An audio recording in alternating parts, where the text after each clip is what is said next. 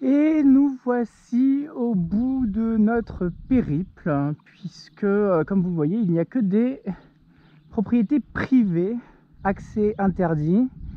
Et j'ai même vu un panneau avec marqué kangourou en chaleur. Donc, ça donne pas envie d'avancer plus. En tout cas, écoutez, on est vraiment au bout de l'île. Hein. Il ne reste plus que ça avant que ça retombe jusqu'à la mer.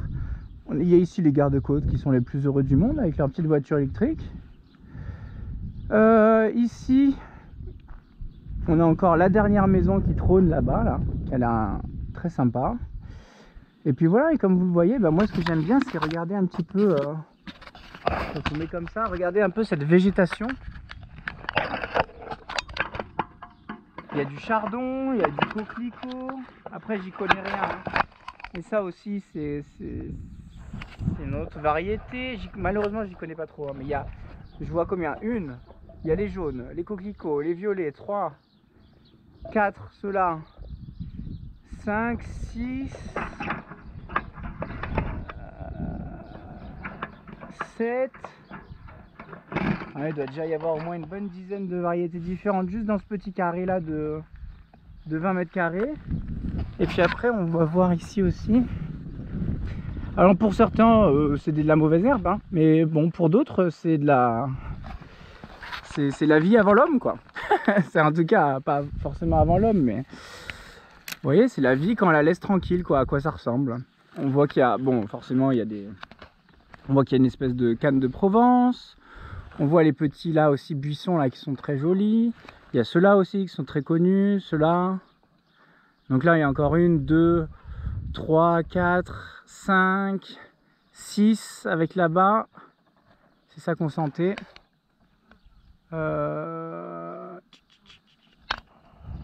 Enfin voilà quoi, moi je trouve ça sympa. Alors bon, pour certains c'est un jardin désordonné et non entretenu. Pour d'autres c'est pas ça, voilà. Donc je voulais vous le montrer quand même. Bon, de toute façon c'est le bout de la rue. Malheureusement il n'y a rien, ils auraient pu faire un beau belvédère au bout quand même. Ça c'est un hôtel je crois, Villa Flora. En tout cas, gens ici. Stazione di cattura e inallenamento scientifico. Donc les entraînements scientifiques qui sont ici. Voilà, l'hôtel il doit être là-haut. Circolo Velico Ventotene. C'est beau. En plus on doit être à la belle période là, j'imagine. Hein. On est début mai. Forcément c'est le bon moment quoi. Voilà, bon pour la route au final on était bon tout à l'heure, vu que comme vous avez vu elle était bloquée. Et du coup il fallait faire le tour par là où on était passé. On s'est pas fait confiance. Quand j'ai vu sur la carte que j'étais pas sur la bonne route, je me suis dit qu'il fallait que je change de plan. Et tadam! Regardez ça. Et le voilier là au milieu de l'eau, ça aurait pu être nous. Hier c'était nous. Non, c'est le jour et la nuit avec Ponza hein, quand même. Ici c'est vraiment, ça restera une excellente surprise.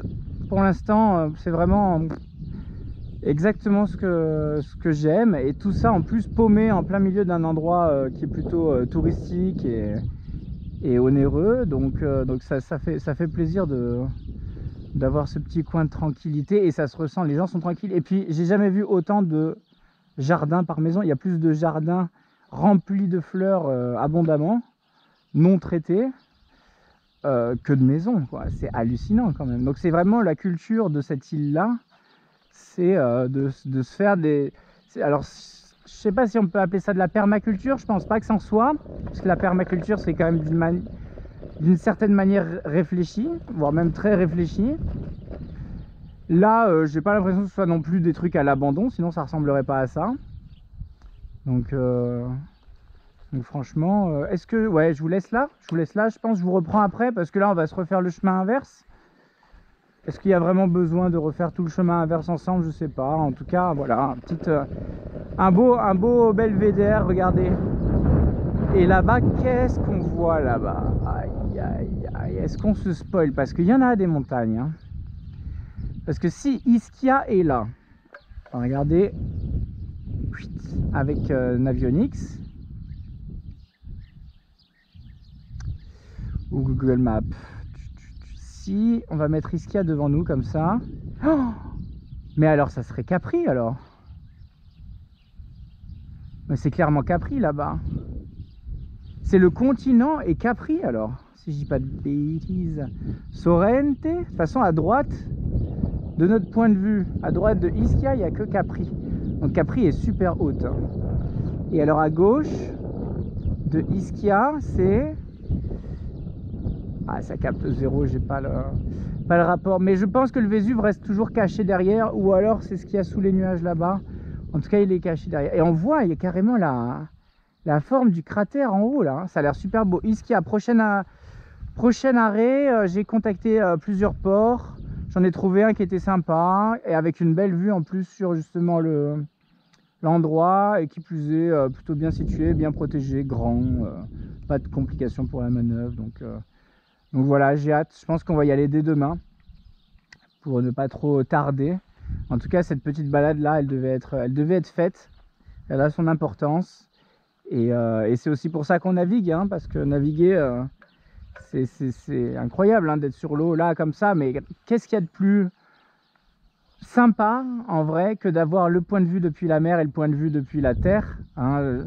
Je vous en parlais déjà à Douarnenez, hein, d'être en Bretagne, là, d'être en haut des falaises bretonnes et sur l'eau au pied des falaises bretonnes. C'est vraiment une sensation, c'est un double plaisir et deux plaisirs qui sont complètement uniques, très différents l'un de l'autre, quoi.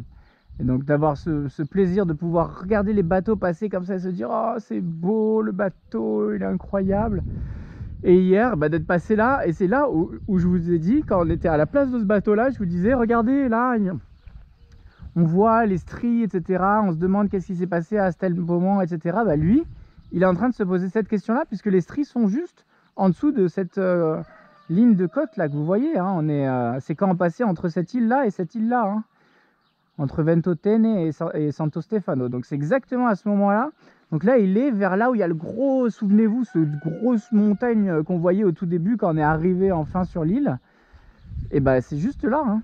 Et là on est au-dessus et franchement ça peut paraître simple, hein, ça peut paraître un bonheur très simple, mais au final les bonheurs les plus simples et les plus sains sont souvent les plus bénéfiques pour l'esprit. Voilà, bon écoutez, hein, je vous laisse, on se retrouve tout à l'heure, on va se refaire la descente, je vais essayer de voir si je peux prendre l'autre chemin. Voilà, je vous embrasse, à tout de suite. Demain, Ischia, on la voit bien, elle est magnifique. Et après, il y a Capri qui est là-bas. Donc on arrive gentiment vers Capri.